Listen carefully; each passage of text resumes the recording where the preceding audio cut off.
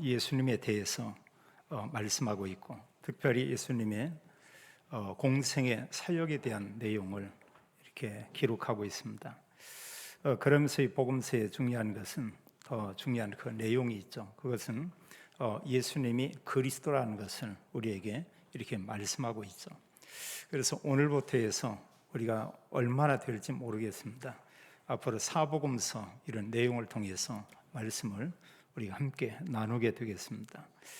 그러면서 우리가 이 복음서를 보면서 몇 가지 관심을 가지고 볼 이런 부분이, 예수님이 하신 그 일은 무엇인가, 이런 부분을 좀 생각을 하고요.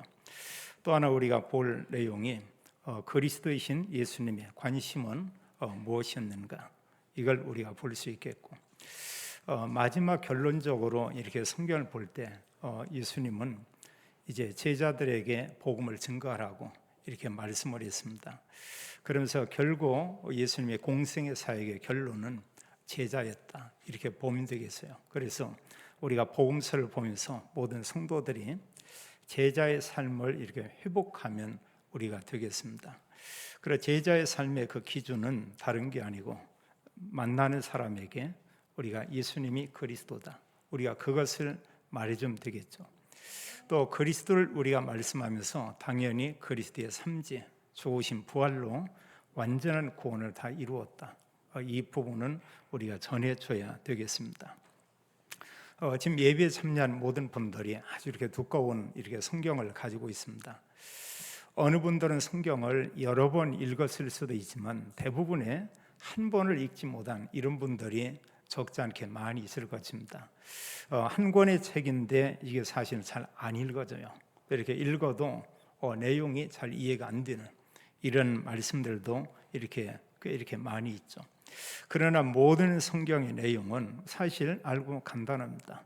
구약의 그 많은 내용들이 말씀하는 것은 그리스도를 얘기하고 있죠. 특별히 그리스도를 보내겠다, 이런 예언을 했고요. 또 신약의 모든 내용이, 복음서를 포함해서 신약의 내용은 그 그리스도가 말씀한 그대로 이 땅에 오시었다, 이 사실을 전한 내용이 사도행전에서 모든 서신서인 것을 우리가 볼 수 있습니다. 그래서 사실 우리가 성경을 많이 알고 있지만 예수가 그리스도다, 이걸 모른다고 하면 사실은 다 모르는 거죠.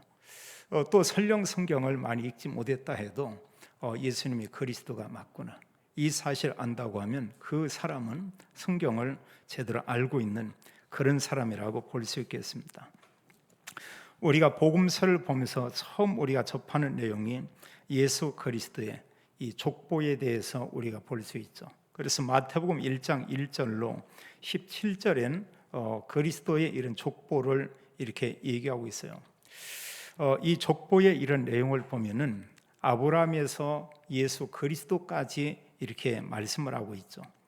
이런 가운데 크게는 셋으로 이렇게 구분을 해서 얘기합니다. 아브라함에서부터 말씀하면서 다윗까지, 또 다윗에서 이제 이스라엘이 바벨론에 포로로 가기까지, 또 거기에서 돌아와서 또 예수 그리스도까지 이렇게 말씀하고 있죠. 그래서 마태복음의 이런 족보를 보면 아브라함에서 예수 그리스도까지 위에서 아래로 이렇게 내려오는 그런 족보를 기록하고 있고요. 또 예수님의 족보가 사복음서 가운데서 이렇게 누가복음에 기록되어 있습니다. 마가복음에는 족보가 없어요. 요한복음에는 족보가 없습니다. 요한복음은 아예 예수 그리스도가 하나님이다, 이렇게 말씀하고 있죠. 그리고 누가복음에서 이 족보를 좀 더 다르게 이렇게 얘기하고 있어요. 3장 이제 23절로 이렇게 38절에 보게 되면 여기에 이제 누가복음에도 이런 족보가 있습니다. 그 족보를 보면 이제 여기는 예수 그리스도부터 해서 이 족보가 위로 이렇게 소급해 올라가요. 그래서 아브라함, 그 위에 올라서 아담, 그 이상은 바로 하나님이다, 이렇게까지 기록하고 있습니다.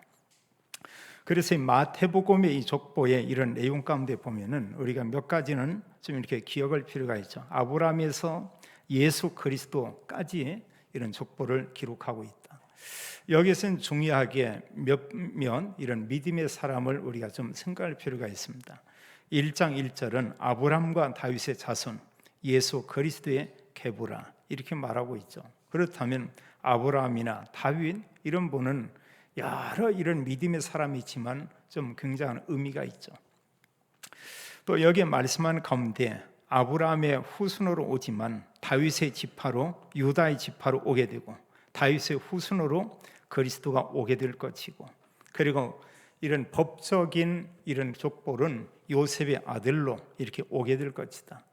그러면서 공통적으로 마태나 누가복음에서 기록하는 중요한 족보에서 말씀하는 것은 그 동정녀 마리아를 통해서 탄생했다 이것을 얘기하고 있어요. 동정녀는 처녀의 몸으로 이렇게 탄생했다 그걸 얘기하고 있죠. 지구촌의 모든 사람은 남자와 여자를 통해서 이 땅에 태어난 겁니다. 근데 그리스도는 아담의 후손이 아니죠. 남자의 씨가 아니죠. 그냥 여인의 몸을 빌려서 이 땅에 온 것뿐이고 합니다.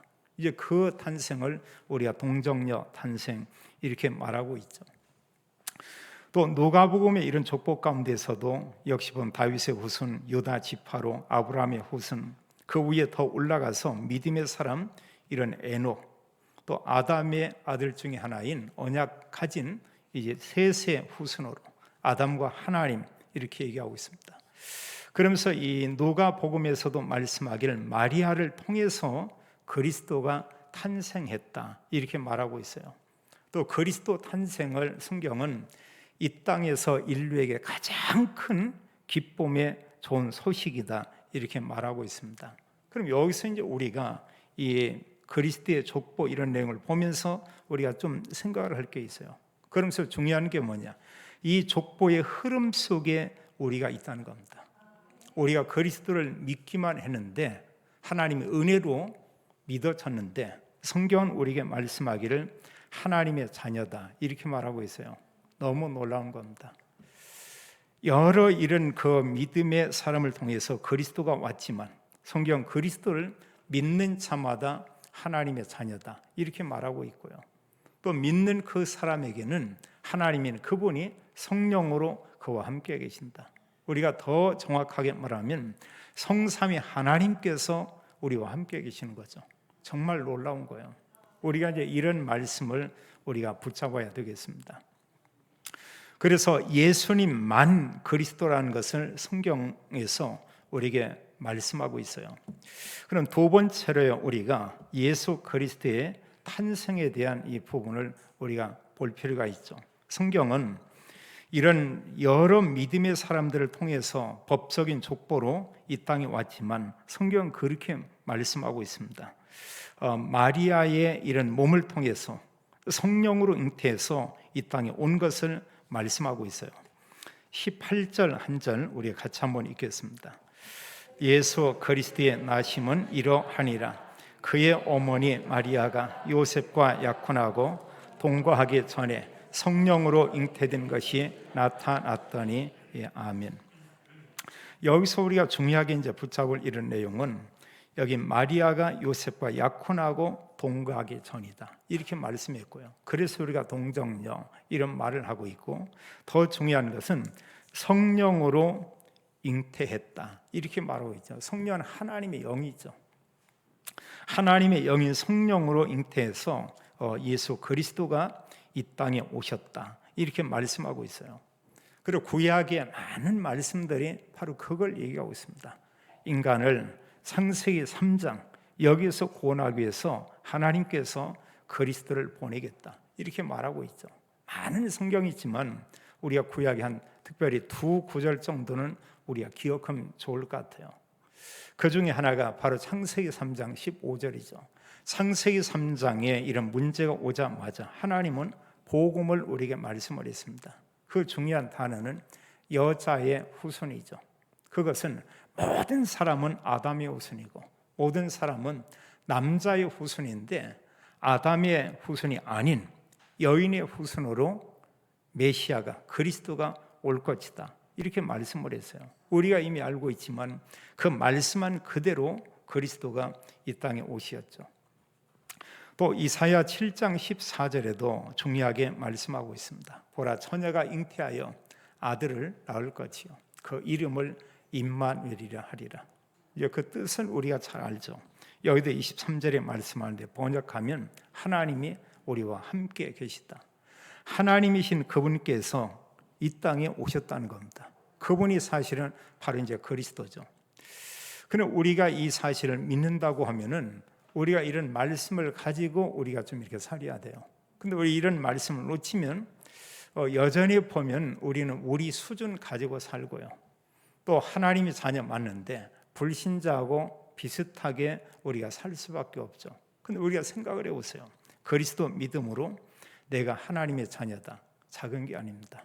하나님께서 나와 함께 있다. 이게 작은 게 아니에요. 하나님은 이 그리스도 언약을 가진 사람에게 모든 민족 만민 땅 끝까지 이르러 내 증인이 될 것이다. 모든 사람을 살리는 이런 힘과 권능을 우리에게 줬다고 얘기하고 있습니다. 자, 이런 걸 가진 우리가 맨날 보면은 사람들하고 갈등하고 싸우고 다투고 설령 그런다고 해보세요. 그러면 너무 이게 맞지 않는 거죠. 이런 부분이요. 그 어른이 3, 4살 먹은 애들하고 과자 하나 가지고 늘 싸운다. 우리 언약 놓치면 사람은 그렇게 됩니다. 하나님께서 나에게 이미 주신 그 신분과 하나님께서 주신 영적인 이런 축복을 놓치면 우리는 그렇게 살 수밖에 없어요. 나 중심 이렇게 되면 사람은 아주 보면 이런 수준이 그 보통 사람과 같죠. 어느 때는 그보다 못한 경우 있습니다. 어느 때는 너무 이렇게 추해 보이는 이런 경우도 있을 수가 있습니다. 우리가 과연 누구냐 그거요. 성경은 그리스도 그분께서 이 땅에 오신 것을 말씀하고 있습니다. 그럼 중요한 것은 그리스도가 이 땅에 왜 오셨냐 그겁니다. 성경은 그걸 우리에게 말씀하고 있죠. 그래서 하나님께서 그리스도를 이 땅에 보내셨는데 그리스도를 왜 보내셨는가? 이게 사실 이제 중요하죠. 그래서 하나님께서는 그리스도만이 창세기 3장의 문제를 해결할 수 있다. 이렇게 말하고 있습니다. 우리가 창세기 3장 문제는 이미 잘 알고 있습니다. 죄와 사단과 지옥에 대해서 이렇게 말씀하고 있죠. 그 죄는 원죄를 얘기합니다. 내가 죄진 거 그거 아니고요. 태어나면서 모든 사람, 모든 인간은 신분이 다 죄인이다. 이렇게 말하고 있죠. 그 사람이 죄에서 빠져나오는 것은 그리스도 아니면 해결할 수 없다. 그래서 이 땅에서 인간이 해결할 수 없는 거 크게 3가지는 원죄 해결할 수 없죠. 2번째는 하나님 떠난 사람이 사탄에게 완전히 사로잡혀 있습니다. 빠져나올 수가 없습니다. 많은 부분은 그 내용을 얘기하고 있어요. 요한복음 8장 44절은 그 신분은 영적으로 마귀 자녀다. 이런 얘기하고 있고요.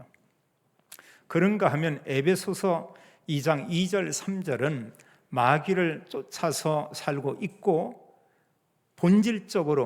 본질상 진노의 자녀다. 영적 신분은 마귀 자녀예요. 나올 수가 없습니다. 그 누구도 인간은 사탄을 이길 자는 아무도 없죠. 그리스도만이 거기서 우리를 구원해낼 수 있다. 이렇게 말하고 있습니다. 그리고 결국은 이 땅에 우리가 이제 뭐 한 100년 이쯤 살다가 다 이렇게 떠나게 돼 있습니다. 가는데 그 이후에 가는 곳은 영원한 곳이죠. 한 곳은 구원받은 성도가 가는 영원한 천국이고 그렇지 않은 사람은 영원한 지옥이고 우리가 알고 있잖아요. 하나님께서 이 지옥의 저주에서 우리를 구원해 내시기 원하는데 구원한 방법이 오직 그리스도다. 그래서 그리스도 아니면 누구도 구원받을 수 없어요. 그래서 우리가 수많은 사람들을 만나고 또 교회에서는 계속 복음을 전해야 된다 이런 말씀도 하죠. 그거 맞거든요. 근데 때로는 이런 말씀이 우리에게 보면 싫을 때가 있습니다. 싫은 게 아니고 좀 이제 그게 지나치면 아주 짜증이 나는 이런 경우도 생길 수 있어요. 또 그게 좀 심해지고 하면은 어떤 사람은 이제 교회를 안 나오는 이런 경우도 있을 수 있습니다. 반대로 생각을 해야 돼요. 하나는 그 사람이 지금 이런 영적인 축복 전혀 누리지 못하고 있는 이런 부분이고요. 또 조금만 이렇게 보면 자기 주변에 이 복음의 말씀을 들은 사람이 그 사람 주변 너무 많이 있습니다. 많은데 단 한 번도 말하지 않죠. 사실 복음 얘기면 싫어하는 사람, 그 사람 주변에는 구원받을 사람이 아이만 널려 있습니다. 너무너무 많아요. 많은데 이게 전혀 안 보이는 거예요. 영적인 눈이 완전 가려져서 까막 눈이고요. 육신적인 눈, 세속적인 눈, 이런 재물의 이런 눈, 이런 걸 떠져서 그런 부분은 아주 밝습니다. 우리가 중요한 것은 다 놓칠 수밖에 없죠. 그리고 우리가 다른 부분은 조금 부족해도 사람들을 보는데 그게 보여야 돼요. 창세기 3장 문제로 보여져야 됩니다. 우리가 지난 주일에 사도행전 3장의 말씀을 봤습니다. 성전 미문에 앉은 병이 나이가 40이라고 했고 최소한 수십 년 동안 그 성전 미문에 앉아 있었겠죠. 그 누구도 그 사람에게 그리스도를 말한 사람은 아무도 없었어요. 사도들도 늘 지나다니고 했지만 늘 봤습니다. 그걸 하니까 줬겠죠. 필요한 거 먹을 걸 주고, 어느 사람 옷을 주는 사람이 있고, 어느 사람 돈을 주는 사람이 있고, 뭔가를 이렇게 줬겠죠. 그 사람에게 필요한 건 정말로 맞습니다. 그러나 그 사람이 정말 중요한 것은 그게 아니다는 사실이에요. 어느 날 성령 충만한 베드로 요한이 보는데 다르게 보였습니다. 정말 돈도 필요하고 먹을 게 필요하고 모든 게 필요하지만 저 사람에게 뭐가 필요하냐? 그리스도가 필요하다. 그럼 뭘 봤다는 겁니까? 창세기 3장으로 보인 거예요. 불신자 상태 그 모습으로 이렇게 보이는 겁니다. 그게 보여야 우리는 그 사람에게 그리스도를 말할 수밖에 없죠. 그래서 하나님께서 그리스도가 아니면 창세기 3장 문제 해결할 수 없기 때문에 하나님께서 그리스도를 보내겠다고 약속을 했고, 약속한 그대로 그리스도께서 이 땅에 오셨죠. 그분이 누구냐? 그분이 예수님입니다. 그래서 사복음서에서 말씀한 것은, 사복음서는 예수님의 특히 3년 동안의 공생의 사역을 아주 자세하게 이렇게 기록을 했어요. 복음서에 그리스도라는 말이 많이 나오지 않습니다. 계속해서 예수께서 이런 얘기하고 있죠. 수많은 사람들이 따라다닙니다. 예수님인지는 알고 있지만 저 예수님이 그리스도다 알고 따라다니는 사람은 거의 없었죠. 심지어는 제자들조차도 그냥 모르고 그 예수님 그냥 따라다니는 거예요. 왜냐하면 예수님께서 기적을 행하고 병을 고치고 심지어는 죽은 자를 살리는 이런 일도 하고, 또 예수님께서 가서 귀신 들린 자에게 가기만 해도 귀신이 막 떠나가고, 이런 놀라운 일들을 이렇게 보게 되죠. 사복음서는 예수님이 그리스도다, 이것을 우리에게 말씀해 주고 있습니다. 또 사복음서에서 중요하게 강조하는 것은 예수가 그리스도라는 복음의 언약을 가지고 복음을 전하는 이런 제자, 예수님의 관심은 제자에 있었어요. 그래서 우리는 늘 질문하면서 내가 구원받았지만 내가 제자로 지금 살고 있는가? 나는 그냥 세상 사람처럼 자연인처럼 그냥 그렇게 살고 있는가? 어느 분은요, 교회 중직자가 그런 얘기하는 경우 있습니다. 자기는 산속에 깊이 들어가서 자연인처럼 그렇게 살고 싶다고. 살아보라죠, 보면은요. 그럼 이분이 지금 뭐냐면, 나쁜 건 아니지만 산속에 들어가서 조금 오래 살겠다는 그 얘기죠. 조금, 한 5년이든 아니면 몇 년이든 좀 더 오래 살아보겠다. 오래 산다는 나쁜 건 아니잖아요. 근데 우리가 알지만 전혀 그리스도 복음을 전하지 않으면서 오래 산다, 무슨 의미가 있어요? 아무리 건강하다 할지라도 그 사람이 그리스도에 관심이 없고 전도에 관심이 없이 오래 산들 무슨 그 의미가 있겠는가? 그럼 벌써 이제 혼자 산속에 깊이 들어가서 인간들 만나지 않고 혼자 살겠다. 이건 뭐냐? 전도나 선교에 대한 것을 이미 포기하는 거죠. 그 사람이 정말 하나님께 올바른 예배를 드릴 수 있겠는가? 드릴 수 없겠죠. 그건 아니다 할지라도요, 우리가 수많은 사람들과 도의지에 이렇게 살고 있으면서 우리의 모든 관심이 만나는 그 사람을 보면서 전도라는 것을 생각하지 못하고 계속해서 어떻게 하면 내가 돈을 버는가, 어떻게 하면 내가 사람들을 잘 이렇게 활용할 수 있겠는가, 어떻게 하면 내게 많은 이런 그 유익이 있겠는가, 나라고 하는 것의 중심으로 우리가 산다고 하면 우리가 또 할 수 없는 게 있습니다. 전도는 불가능한 거예요. 전도와 선교라는 그 단어는 사치에 불과한 겁니다. 그냥 입술에 하나의 그 유행가처럼 노래죠. 실은 그게 우리의 삶이 아닌 것을 우리가 알 수 있죠.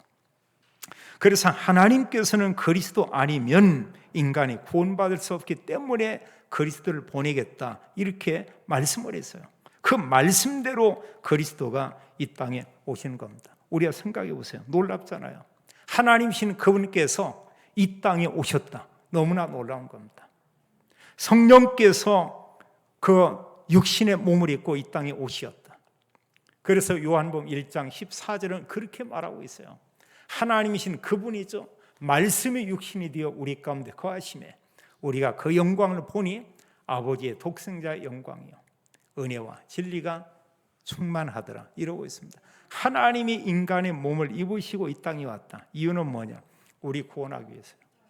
또 하나님께서는 우리를 통해서 지구촌의 모든 사람, 모든 민족, 만민 그들을 하나님께서 구원하시기 위해서 그리스도를 보냈다고 말씀하고 있죠. 성경은 그렇게 말합니다. 그리스도 그분이 오시어서 창세기 3장의 문제, 이게 1000가지 만가지 헤아릴 수 없는 모든 문제가 다 왔죠. 지금 사람들이 힘들어하는 코로나의 이런 재앙도 창세기 3장이죠. 이 모든 것을 해결하기 위해서 그리스도가 오시어서 너무 단순한 방법으로 모든 걸 해결했다. 성경은 십자가의 죽으시고 부활로 모든 구원을 다 이루었다 말씀하고 있어요. 고린도전서 15장 3절 4절은 말씀하기를 성경대로입니다. 성경대로 하나님 말씀대로 그리스도께서 우리 죄를 위하여 죽으시고 성경대로 그랬죠. 하나님 말씀대로 사흘 만에 다시 살아나사 이러고 있습니다. 그분이 우리와 함께 있잖아요. 그분이 하나님 보좌 우편에 계시면서 지금도 역사하고 있잖아요. 또 그분께서 우리에게 하나님 자녀되는 놀라운 이런 권세를 우리에게 이미 주셨죠. 주님께서 오셔서 한번 죽으심과 부활로 모든 구원을 이루었다. 그리고 요한복음 19장 30절에 우리가 잘 알지만 그리스도께서 하신 말씀이죠. 다 이루었다. 다 끝낸 겁니다. 다 끝냈어요. 그래서 로마서 전체 이런 내용은 강조는 그거 아니에요. 모든 사람이 죄인이다. 특히 3장에서 8장 말씀하는 메시지는 크게 두 가지입니다. 모든 사람이 죄를 범했고 죄인이다. 그런데 그리스도께서 우리를 구원하기 위해서 죽으시고 부활했다. 단 한 번 그리스도가 죽으심으로 그를 믿는 자는 의롭게 됐다 이렇게 말씀하고 있어요. 의롭게 됐다는 것은 하나님께서 우리가 연약하고 죄도 범하는데 죄 없는 그런 상태가 되었다. 그걸 말하고 있습니다. 그래서 로마서 5장 19절에 말씀하기를 한 사람 아담을 통해서 모든 사람이 죄인되었는데 그리스도의 한 의로운 행동으로 말미암아 그를 믿는 자가 의롭다 않고 의인이 되리라 이렇게 말씀하고 있어요. 그리고 그리스도 믿는 자는 하나님의 자녀요 의인이다 이렇게 말하고 있습니다. 15세 전체 메시지 그겁니다. 그리스도의 단 한 번 죽으심으로 우리의 모든 죄를 그리스도가 다 끝냈다. 그래서 우리는 이제 죄사함 받은 거다. 의롭게 된 것이다. 우리 신분이 하나님 자녀다. 그걸 말하고 있어요. 특히 히브리서 9장과 11장은 계속 강조하는 게 그겁니다. 그리스도께서 여러 번이 아니고 한 번 죽으심으로 영원한 속죄의 제사를 드리고 우리의 모든 죄를 다 사했다고 이렇게 말씀하고 있죠. 이보다 더 큰 축복이 없어요. 그래서 우리가 그리스도의 탄생이 기쁜 소식이고요. 그리스도의 죽으심과 부활로 이루신 그 구원이 이게 기쁜 소식이고 우리는 이걸 우리가 알리고 우리가 전해주는 겁니다. 그럼 우리가 다른 사람에게 복음을 전할 때 중요한 것은 그냥 복음만 전한다 이러면 좀 부담스러운 이런 경우가 있어요. 그 사람 창세기 3장의 문제 이게 보인다. 그 사람이 불신자 상태로 보인다 이러면 전도는 정말 쉬운 거죠. 그리고 그 사람에게 그리스도 말하는 것은 너무나 쉬운 겁니다. 어느 사람 떡 좋아하는 사람 떡 먹는 거 이런 수준이고요. 어느 사람이 보면 냉커피 좋아하는 사람에게 냉커피 이런 정도의 그런 거고요. 어느 면은 얼마나 신나겠어요. 지금 저 사람이 너무 어려운데 뭔가를 갈급하니 찾고 있는데 그걸 보니까 그리스도구나. 그 사람에게 우리가 그리스도를 선포하는 겁니다. 복음을 우리가 전하면서 우리가 세 가지 이런 부분에 복음 설명 포인트는 우리가 기억하면 좋겠어요. 하나는 예수님만 그리스도다. 다른 것은 그리스도가 될 수가 없어요. 예수님만 그리스도예요. 우리가 그리스도를 증거 설명하면서 그리스도가 당연히 우리의 죄 문제를 해결했죠. 그러나 그리스도의 삼중지, 우리의 모든 죄를 완전히 해결한 참 제사장이요. 이거 알려야 되겠고요. 오직 그리스도를 통해서만 하나님 만난다고는 참 선지자예요. 이걸 우리가 전해야 되고요. 지금 믿지 않는 사람이 완전히 사탄에게 사로잡혀 있죠. 완전히 짓눌려 있죠. 당신을 억압하고 짓누른 사단의 세력을 꺾는 참 왕, 그분이 바로 그리스도다. 그 그리스도의 삼직을 우리가 전하면서 이런 구원을 이루기 위해서 그리스도이신 예수님께서 한 번 죽으시고 부활했다. 죽음과 부활, 여기까지는 우리가 얘기해 주고요. 그 예수 그리스도 믿으면 죄 사함 받는다. 하나님 만나게 된다. 사단의 손에서 완전히 해방된다. 그리스도를 믿겠습니까? 하나님의 은혜로 믿어지는데 성경 믿으면 하나님의 자녀다, 이렇게 말씀하고 있죠. 그리고 지금도 오늘날 이 땅의 모든 문제는 바로 창세기 3장의 문제다, 이렇게 우리가 보면 되겠죠.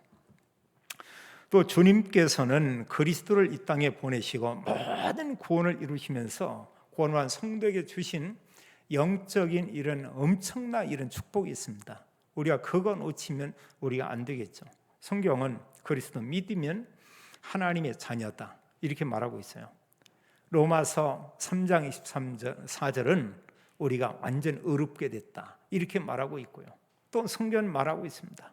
베드로전서 2장 9절은 왕 같은 제사장이다, 이렇게 말하고 있고요. 또 성경에서 말씀하기를 고린도서 5장 20절은 우리를 그리스도의 사신, 그리스도의 대사, 이렇게 말하고 있어요.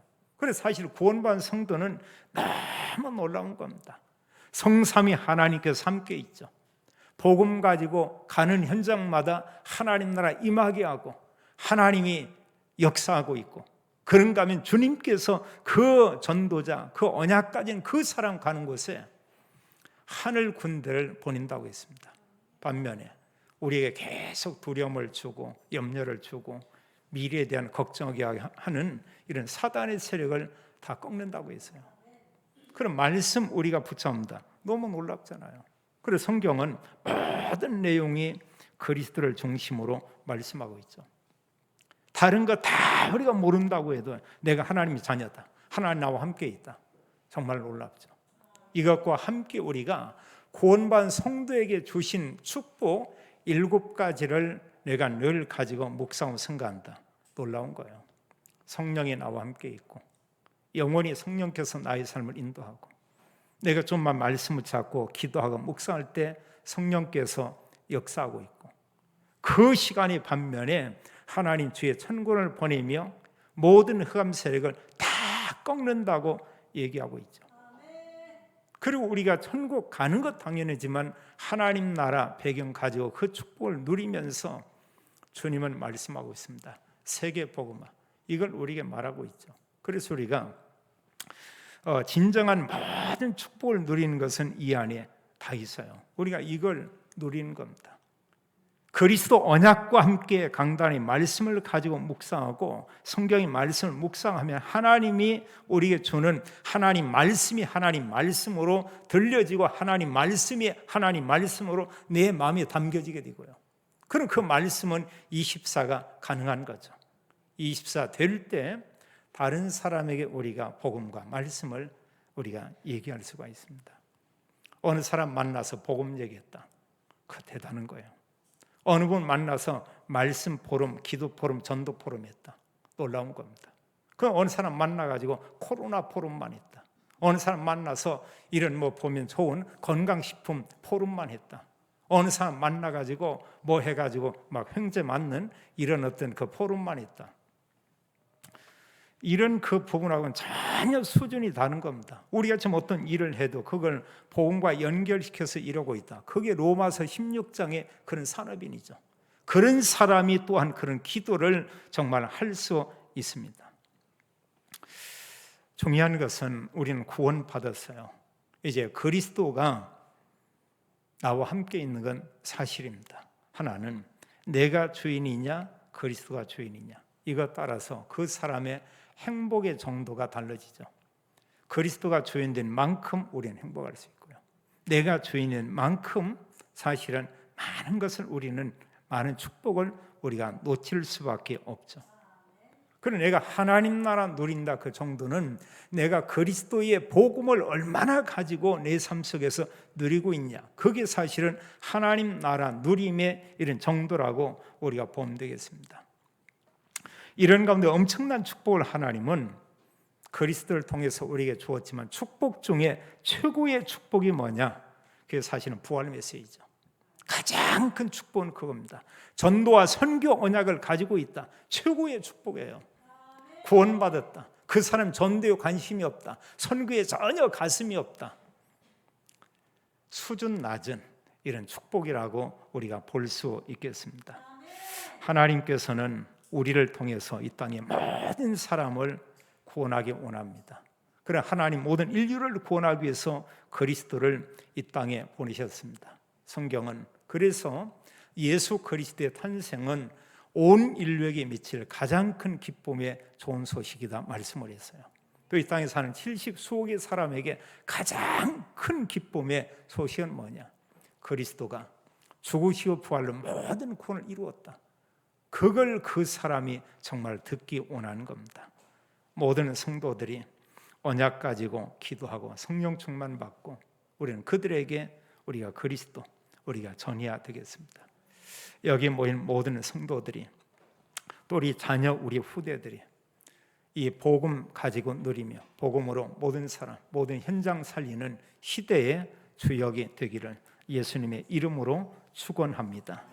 하나님 감사와 영광을 올립니다. 성경은 그리스도 한 분에 대해서 말씀하고 있습니다. 그리스도를 보내겠다고 약속하고 약속대로 그리스도가 이 땅에 오시었고, 이 땅에 오시어 단 한 번 죽으심과 부활로 완전한 구원을 이루신 그리스도께서 우리에게 구원의 은혜를 주시고 우리에게 전도자로 사는 은총을 허락하심을 인하여 감사합니다. 모든 성도들이 늘 성령 충만 가운데 있고, 또 하나님 주시는 영적인 힘을 가지고 참 전도, 참 선교하는 시대의 증인 되기 원합니다. 또 믿음의 가정을 하나님 축복하되 전도와 선교를 위해서 복음 경제의 문을 여시고 축복에 주옵소서. 주 예수 그리스도 이름으로 기도하옵나이다. 아멘.